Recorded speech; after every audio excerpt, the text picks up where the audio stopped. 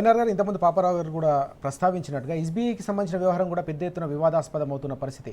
వాస్తవానికి దేశంలో అతిపెద్ద బ్యాంకుగా గుర్తింపు పొందిన సంస్థ, పెద్ద లక్షలాది మందికి అకౌంట్లు ఉన్న సంస్థ కూడా మనం చూస్తూ ఉన్నాం.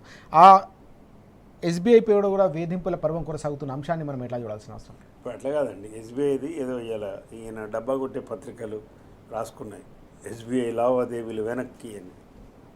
అది ఎంత డబ్బా కొట్టినా సిగ్గులేని డబ్బా కొట్టకూడదండి. ప్రజలు రేపు ఇక్కడి నుంచి తరిమేస్తారు ఈ పత్రికలు అన్నింటినీ, ఊరుకోరు రేపు.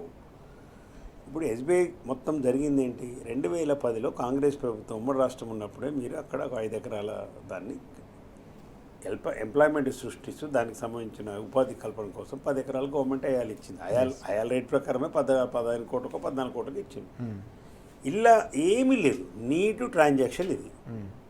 అదొక ప్రభుత్వ రంగ సంస్థలలో లీడ్ బ్యాంక్ అది. ఏది ఇండియాలో లీడ్ బ్యాంకు. అట్లాంటి సంస్థకు అయాలు ఇచ్చినారు. మీ రోషయ్య గారు మరి కిరణ్ కుమార్ రెడ్డి ఎవరు ఉంటే వాళ్ళు ఇచ్చిండ్రు. ఇది జరిగింది 2010లో. ఇప్పుడు ఈయన ఆ 5 ఎకరాలు కూడా కలిపి ప్రైవేటు వ్యక్తులకు అమ్ముతున్నాడు. ఎకరానికి ఇప్పుడు మీరు కొంటే 200 కోట్లకు నేను కొంటే నాకు ఇచ్చేస్తాడు అన్నట్టు.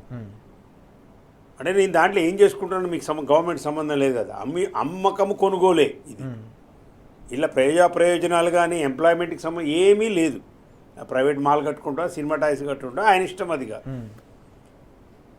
ప్రజలకు సంబంధం లేదు కదా, ప్రభుత్వం అమ్మింది కొన్నాడు. మరి మీకు గవర్నమెంట్ కొంచెమన్న బుద్ధి, జ్ఞానము, అసలు ఇన్ఫర్మేషను, పరిజ్ఞానం ఉండాలి కదా. ఈ భూమి 6.5 ఎకరాల భూమి అమ్ముతున్నాము, ఇది ఆల్రెడీ మరి ఎవరికో అమ్మిన భూమిని మళ్ళీ ఎట్లా పెడతారండి?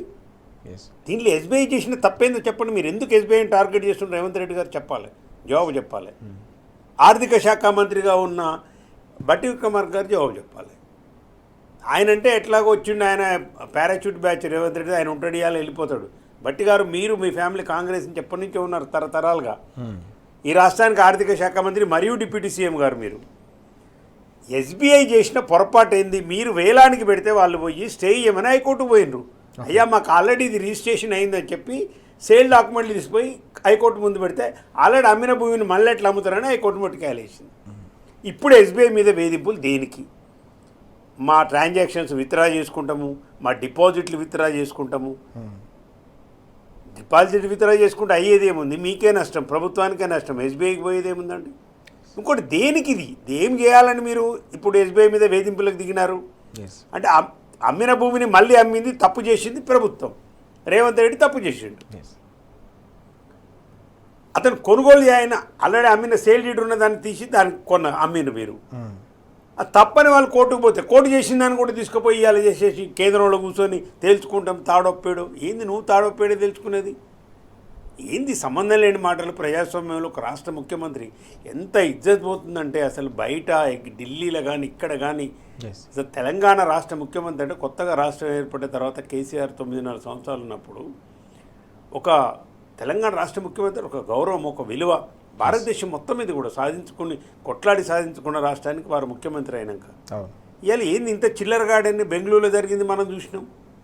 హిట్లరు నమూనా అని చెప్పేసి నాకు హిట్లర్ హైడ్రాని లేని పదం సృష్టించి నాది విధ్వంసాన్ని వారితో కంపేర్ చేసి చెప్పిన యుద్ధంతో నువ్వు ఏంటి పిచ్చి మాటలు ఏంది? పరిజ్ఞానాలు ఏమేంది అసలు ఏంటి? అసలు ఇవాళ ఢిల్లీలో పోతే నన్ను దొంగలాగా చూస్తున్నావు, నువ్వే అంటివి, కోసుకు తినమంటివి, నువ్వే చెప్తివి. ఇవాళ ఢిల్లీలో పోయి ఏంది నువ్వు తాడోపేడ తెలుసుకునేది? ఎస్బీఐ మీద వేధింపులు మానుకోవాలండి దయచేసి, తప్పదు. గవర్నమెంట్ చేసిన అతి పెద్ద పొరపాటు ఇది. ఎందుకు అంటే వాళ్ళ తప్పు ఉంటే మాట్లాడదాం.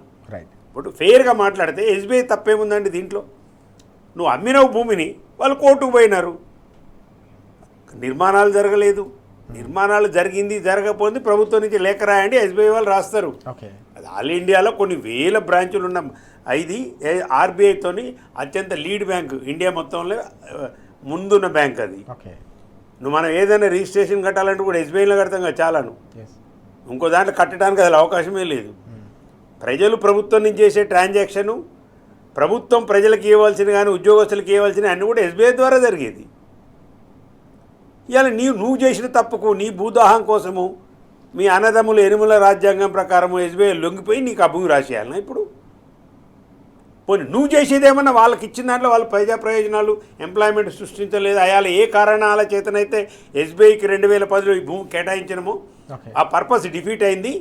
ఇప్పుడు అదే పర్పస్ను అంతకంటే ఎక్కువ ప్రజా ప్రయోజనక ఉండే విధంగా మేము దాంట్లో వేరే వాళ్ళకి ఇస్తున్నామంటే ఓకే, ఓకే అది కూడా ఎస్బీఐని పిలిచి మాట్లాడి చేసుకోవాలి.